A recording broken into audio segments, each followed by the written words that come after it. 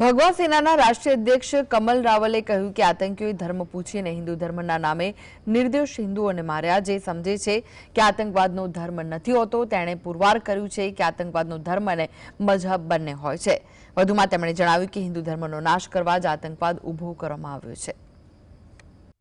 હિન્દુ ધર્મના જેટલા પણ લોકો છે એમને છે કે એક સમય આપણે એમ કહેતા હતા કે ભાઈ આતંકવાદનો કોઈ મઝહબ નથી હોતો, નથી કોઈ ધર્મ હોતો, પણ આજે એ પુરવાર થયું છે કે આતંકવાદનો ધર્મ પણ છે ને મઝહબ પણ છે।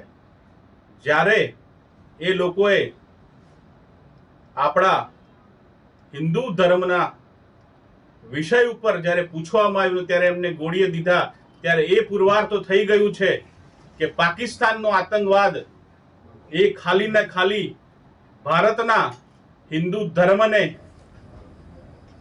નાશ કરવા અને હિન્દુ ધર્મ માટે જ આતંકવાદને ઊભો કરવામાં આવ્યો છે।